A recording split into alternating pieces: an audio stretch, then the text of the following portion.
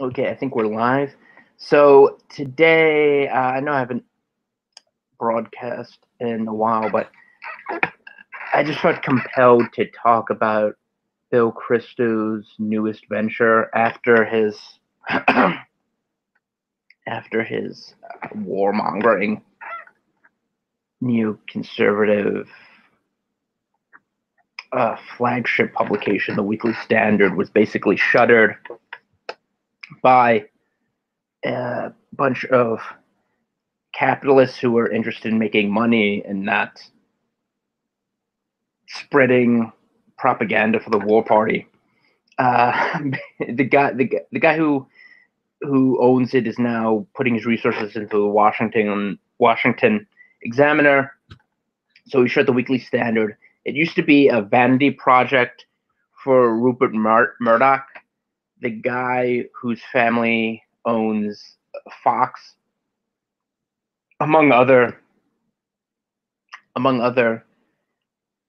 media entities like the Wall Street Journal, the New York Post, which is another quote unquote loss leader. And the Weekly Standard, the objective was never to make money like most magazines. It was to spread the the perspective of the people that owned it and the people who worked for it. In this case, Bill Kristol was the editor in chief. So basically, to publish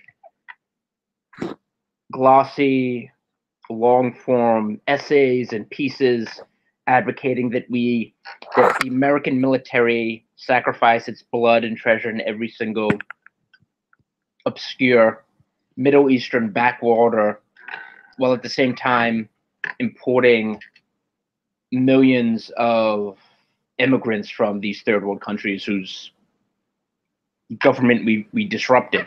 Basically, invade the world, invite the world, as Steve Saylor is fond of saying. And excuse me. And eventually, Rupert Murdoch sold his interest in this, and it was picked up by another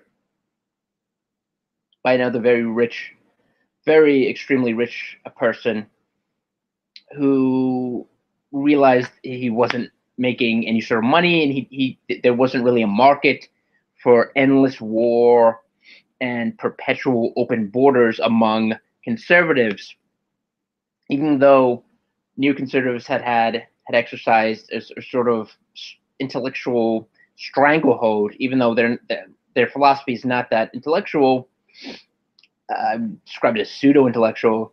They still they still basically had institutions like the Weekly Standard, National Review after John O'Sullivan left, but basically National Review, the Weekly Standard, these flagship publications for the conservative elite and people who direct policymakers. They had control of that. And this guy realized after Trump was elected and the Republican Party had thoroughly repudiated these idiotic policies which have shackled us to perpetual multi-trillion dollar debt and debt service, to countless casualties overseas and disruptions of countries that have transformed and destroyed large parts of Europe. The migrant invasion was prompted by the Libya debacle, which Bill Kristol was the chief cheerleader for. So the guy who owned this realized this is just, no one's buying this. No one ever really bought it. They were always a minority point of view, but they were able to exercise control over the Republican Party, and that basically came to an end, or with Trump, even though they still managed to insert themselves into the Trump administration in various guises. But this infuriated Bill Kristol, and so what has he decided to do? He's created something called the Bulwark, and it's just as stupid and ham-handed as its pompous Buckleyite name would lead you to believe. You go to the About Us page, and it's just a cattle call of discredited, just obnoxious anti-Trump. Not that there's anything wrong necessarily with being opposed to Trump, but being part of the anti-Trump movement, which was a massive failure, and yet they're still clinging to the illusion that they're going to dethrone their nemesis, who's cut off their little signatures. But just a cattle call, a litany of anti-Trump, neoconservative, open borders losers, for lack of a better word. I would just use the Trump descriptor for them because it's appropriate.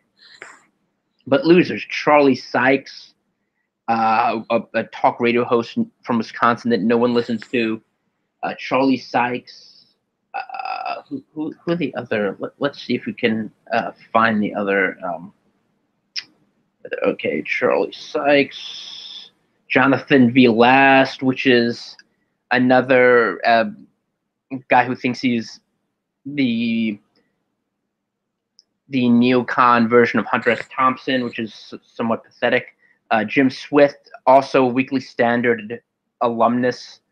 Hannah Yost, and some of these other people are just very low-level totem pole neocons, basically. But you look at the About page, and this is where you don't even need to read an article to understand where they're coming from and why these people are just such prolific liars. So you have, it starts by introducing all the platitudinous, pretentious pretentious introduction statements about why there exists, because there really is no reason for their existence other than to feed the ego of these discredited neocons. But this is an organization dedicated to preserving America's democratic norms, values, and institutions, and educating the public on conservative principles. These people are the opposite of conservative. They're radical revolutionary. These are the people that say, let's destroy. They basically think human nature is malleable. We can turn devout Muslims into a transgender activists. They're the complete opposite of conservative. Conservative principles like the rule of law, free trade, okay, yada yada, and this is what ends on and expanding legal immigration, and that's the giveaway. That's just after the series of lies and deceptions, trying to pretend that they're just a devoted conservative principle, expanding legal immigration. They're basically the corporate wing of La Raza and LULAC and the Ming Kwan Center and the ACLU and every other left-wing affinity group whose locus is expanding immigration, mass immigration from third world countries, because that's how they get votes. In this case, they realize they're not going to get votes for whichever, unless they've just gone fully on board the Democratic Party, which Kristol has indicated he has. But assuming for a moment that some of these people still want to reclaim the Republican Party as a Jeb, as a Bushite type of party, that goal would be counterintuitive, to just import large numbers of third world immigrants from the third world. It's really basically to depress wages, to create a servile class, and to continue the gradual Brazilification of this country. And that's their goal. These people, they can't even hide their venality and their avarice. They can't hide their greed.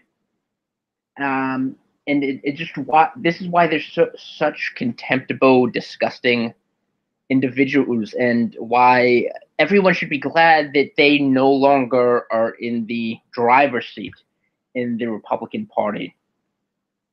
I mean, the fact that they still exert any sort of impact on public discourse is mostly due to the fact that the media is controlled by the left, and they want to put out any sort of narrative that,